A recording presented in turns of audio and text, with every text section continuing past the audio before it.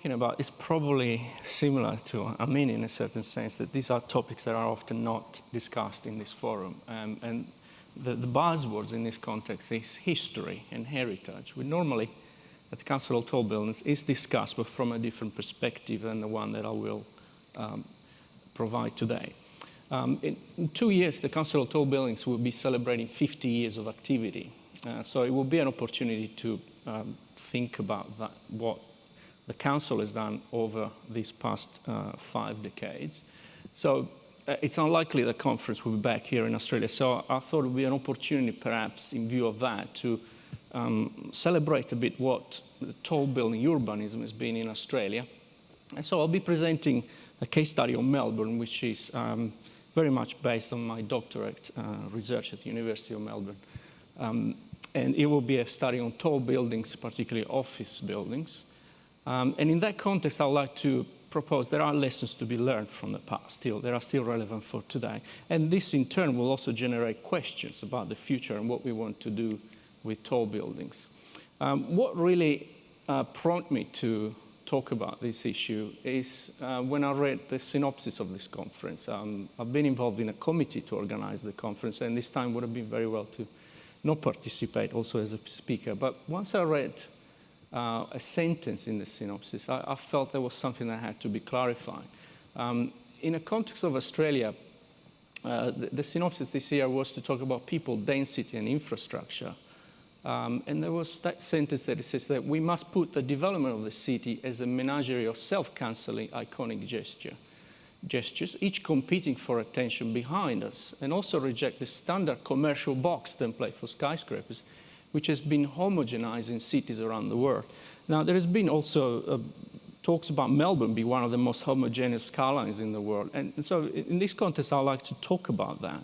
Is it really true? Is there really nothing we can learn about that?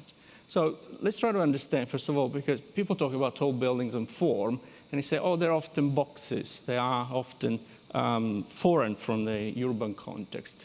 Well, perhaps we need to understand why they are boxes in the beginning. Or are they really boxes, so to speak? Do we really have data to establish what their form is about? Is it really that homogeneous? Are there variations on the theme?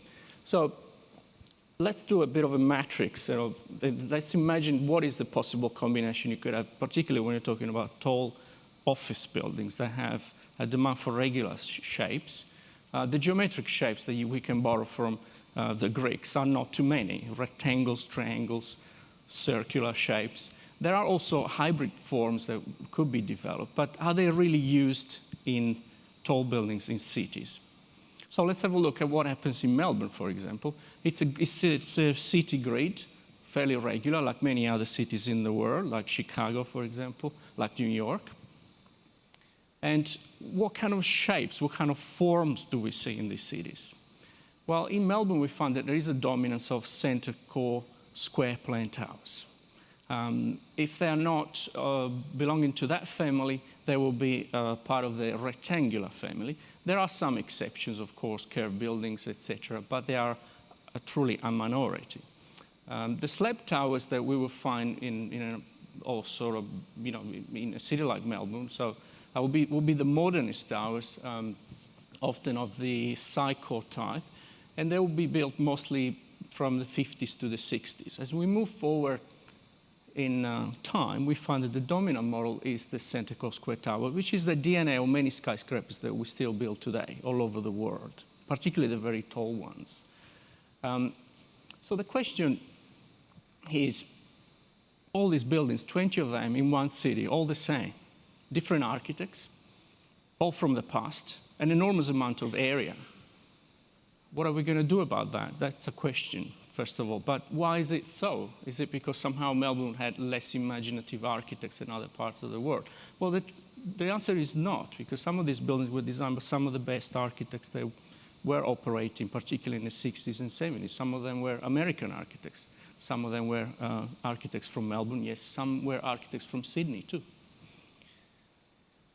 So the reason why these buildings follow that shape is because we come to learn, particularly from Chicago, that there is inherent efficiency in keeping the envelope as small as possible in comparison to area.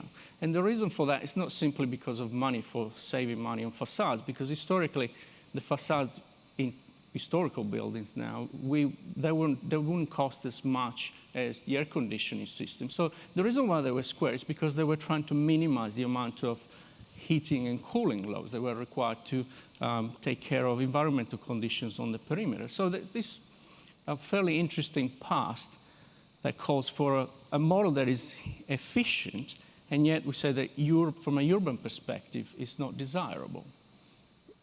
So are we really sure there's nothing to be taken from these boxes, so to speak? And my argument is that we don't need to look at these buildings and keep doing them again. So I'm not proposing that we look at them and say, okay, let's go back to that world of square plain towers. Oh, by the way, we keep doing it anyway, so it wouldn't be a big change. But the point is that there are things that we don't understand in these buildings, and this creates new questions for the future. So I'll propose 3 lessons from the past, which you probably might not expect. But the fact is these buildings actually provided a lot of public benefit when they were built, particularly if we were to make a comparison with contemporary times. They were built in return for public benefits. You would argue what kind of benefits we were receiving, perhaps not the kind of benefits that we came to learn that are the ones that we would need today. But they were done on the assumption that cities were congested. So from the 60s, there was this idea of freeing up space because people working in cities, particularly at lunchtime, overcrowded the streets. So the toll bins was a way to alleviate that problem and create public space in return. Soon after that, we discovered there were problems with that because these buildings would create wind conditions which were not comfortable for pedestrians. So Melbourne learned this lesson very quickly. In fact, it was at the forefront of developing environmental criteria. Of course, Canada was also at the forefront of that, but the Americans were equally informed about those issues. But Melbourne in particular looked at the issue of environmental comfort at street level. And as a result of that, you'll find that from the 70s, even if the planning regulations of the time didn't require, Melbourne started to build tall towers on podiums, not isolated boxes on empty plazas. These are buildings that from State Bank Centre in the middle, Collins Place, they were giving back to the city a significant amount of public space, undercover, elevated, so the conditions on the street were not uncomfortable.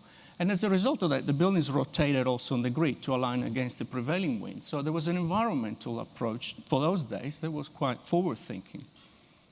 Then, of course, we had the postmodern phase. We said, well, we have all these empty spaces, let's fill them back in. Some of these empty spaces that we inherited from the past were actually sometimes landscapes. Sometimes was hard landscape with sculptures, sometimes was soft landscape. And so there was a push to go back to the straight line.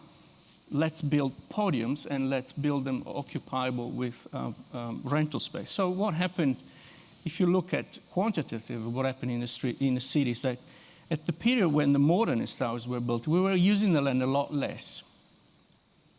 And as time progressed towards the postmodern ages, we started to use the land more, but with plot ratios that didn't change. So that means is that we were using the land more from a net lettable point of view, but without giving back in return necessarily a lot. This is what happened in the late 80s and 90s. So the trend has been to start from the modernist objects that we now still criticize, that we're actually giving back something, and we approached the postmodern times where we stopped giving back to the city. Okay, and this is the data. So you see that there are exceptions that are particularly relevant when we have buildings that were block-wide, but what we are observing here is also how we somehow had less buildings and much bigger than in the past. So the second lesson is about innovation. These buildings were somehow at the forefront of what we now use today, and we keep using the same technology that these buildings had to fight and learn how to use for the first time. For example, let's look at what the changes have been. Steel construction was the dominant solution in the past, and as time progressed, we found that in Melbourne, we shifted towards concrete. Now, building with concrete at height might not be necessarily the desirable thing to do all the time, but certainly was a technical challenge that had to be resolved, for which the world didn't have many answers. And the Australians found those answers. So you see here now, with images, buildings from the 50s and 60s, steel cages embedded with concrete, used only as a fireproofing strategy. An old steel building, which was BHP House, which was significant nonetheless. It was in a collaboration with Skidmore, Owens and Merrill, and Fazlur Khan in particular, and the local engineer of John Irving. They developed for the first time in the world a belt and outrigger building made out of steel, the first case in the world in Melbourne. And as we reached the 70s, concrete became the dominant material, first slip forms, and then eventually the jump form systems, which are ubiquitous today. And then up in the 80s and 90s, more of concrete, some composite structures. So what we're looking at here is important to understand when we're talking about the structure of a building, we're not talking about necessarily just one component only. It's important to understand there are at least 3 different components in there. One is the core, one is the floor, and one is the perimeter frame. And even we see a certain genealogy, if you like, or direction towards which Australia preferred to use concrete, but there was also quite a bit of variety along the path. A similar discussion could be made about facades. Facades improved dramatically over 40 years in Australia. So we started off with facades of curtain walls that had to be built with scaffolds, down to unitized facades used as early as 1964, pre-glazed. Adoption of adjustable fittings for curtain walls again. And then pressure equalization that Australians borrowed from the Americans again, but they adapted it for precast construction. And then, of course, the adoption of float glass, reflective glass. But again, we're reaching the 80s. So what this shows is that as much as we were building forward, we got to a point that we had everything that was available to really drive the market much more and drive it also to a point of no return sometimes, like what happened in Melbourne in the early 90s. So these technologies evolved, then became available, then we started to build more and more and more. And these are the technologies that we use today. So we sort of reached a plateau that now today allows us to build buildings that are built very much along the lines of this. No scaffolds on the outside, building facades from the inside out, pre-glazing, prefabrication, and all that. Not to mention that Melbourne put its own contribution also in developing automatic forms of formwork, which is particularly the jump form systems. Now, the other thing that it's interesting to understand that there was a long-term perspective on value. So the more we go back to the past, the more we see that developers were owner builders. They wanted to develop the land and build headquarters for their own use. So here's a case study, again, within the case study, Melbourne, taking the corner of Burke and William, which in Melbourne we refer to as CBW. This is what happened from the 50s to the 90s. The buildings that were there in the 50s and early 60s were mostly owner-occupied. So they were buildings that were built by insurance companies with a view to occupy them for perhaps 30 years.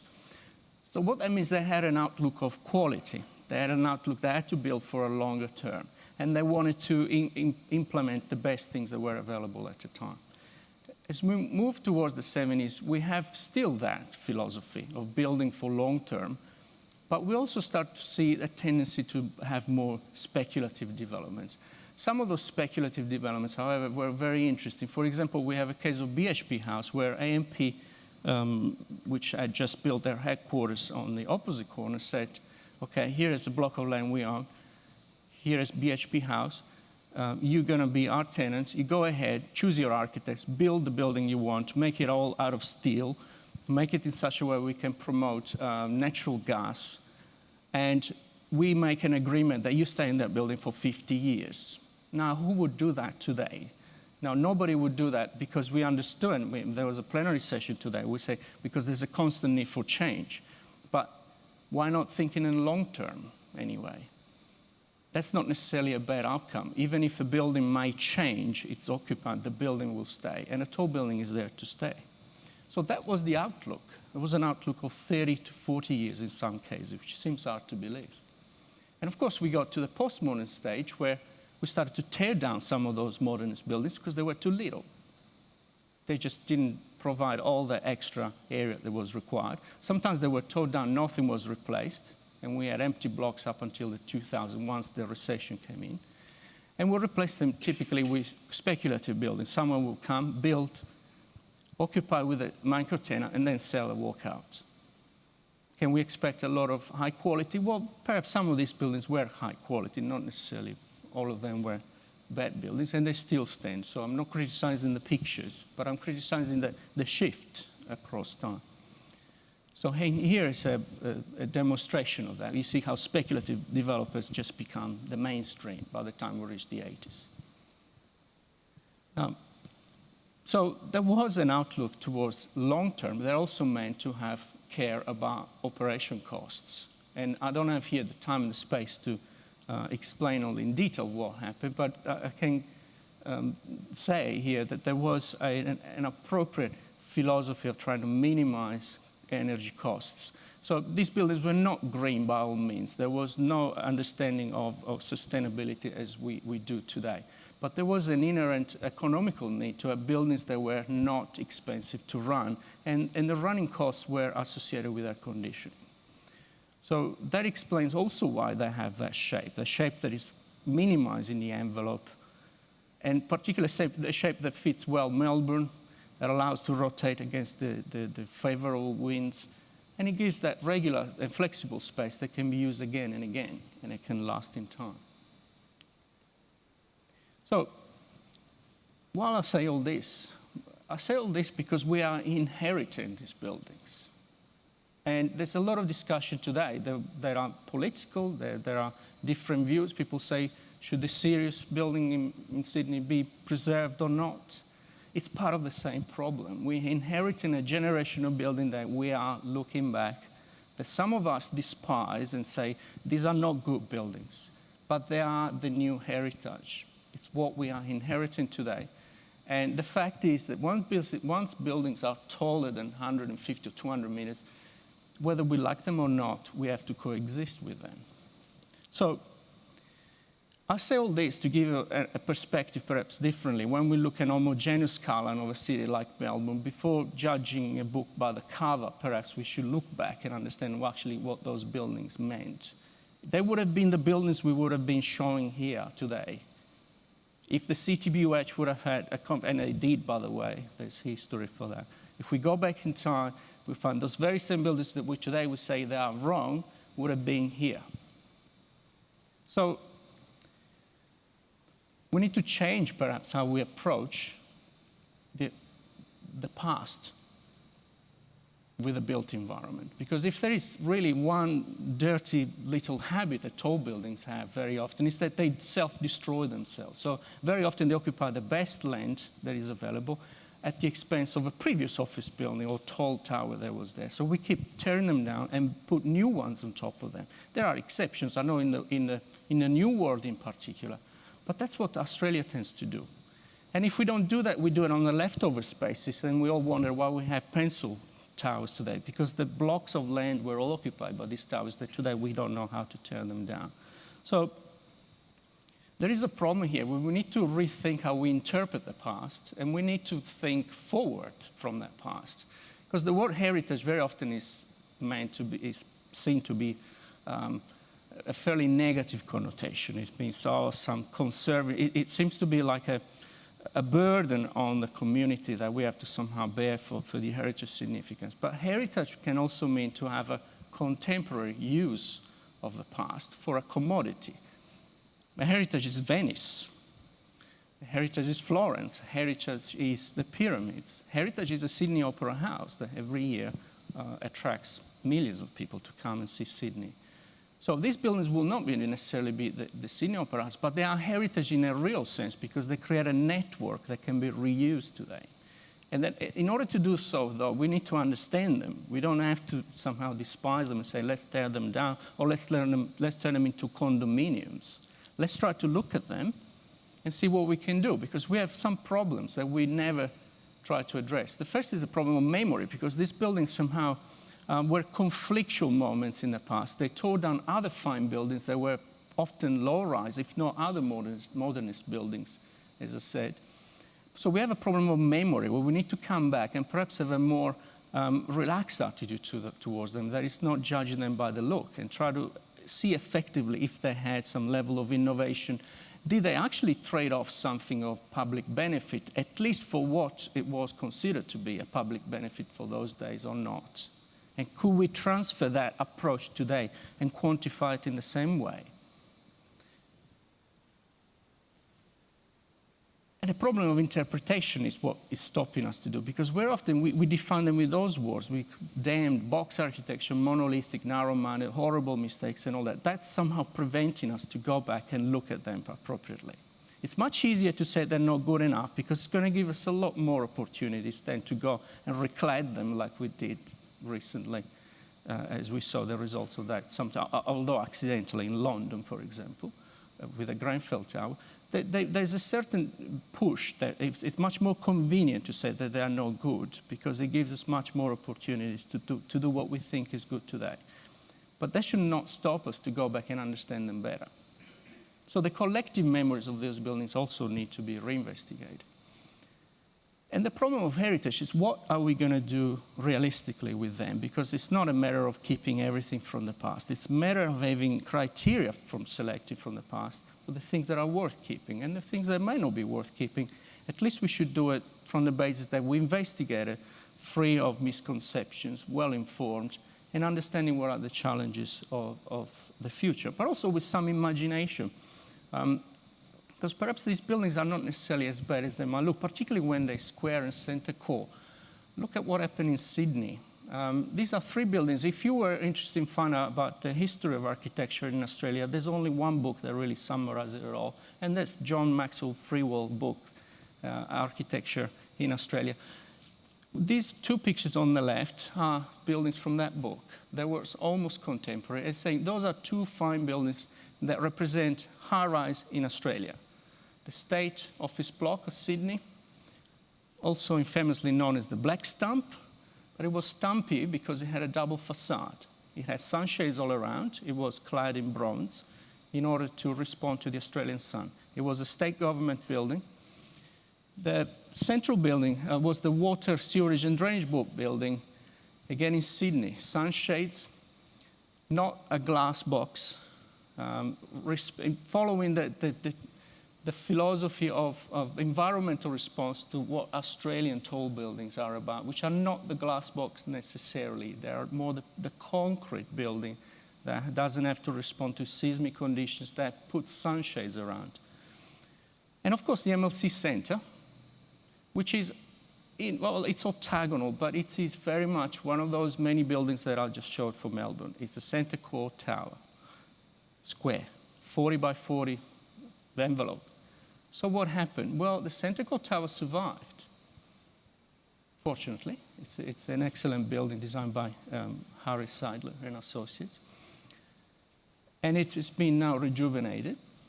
The other 2 buildings were torn down not because they were bad buildings, but because their floor plate were somehow not fitting the development model that could have happened otherwise. They were not bad buildings by all means. They had good quality finishes. They just had small floor plates that were too small in comparison for what anybody was allowed to do next door. So those buildings are gone. One is completely gone, the State Bank Centre, and in replacement of that we have Aurora Place. And again, I'm not criticizing the work of what comes after. It's good that the city tries to do the best of whatever comes available after that. The building in the middle, it's still there in its skeleton. And the story is that we are building over so we can save the embodied energy. I don't have the data to confirm or deny that, but these buildings were steel skeleton embedded in concrete. You don't see the concrete anymore. The concrete had to be ripped off with water pressure. So are we really doing this because we are really caring about the embodied energy of this building, or is it simply because we have a development rationale? Let's be honest about it. Okay, so I say this because I would like you to think, perhaps more sideways, because there's been a lot of hacking talk about what tall buildings are about, why don't we try to hack perhaps also the way these buildings are developed and not just their form? So I thought there'd be some food for thought to share. Thank you.